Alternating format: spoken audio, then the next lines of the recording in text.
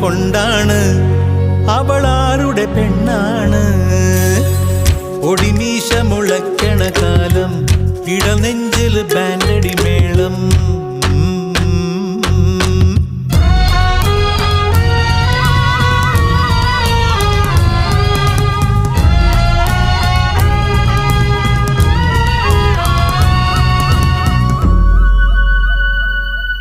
പറയാതെ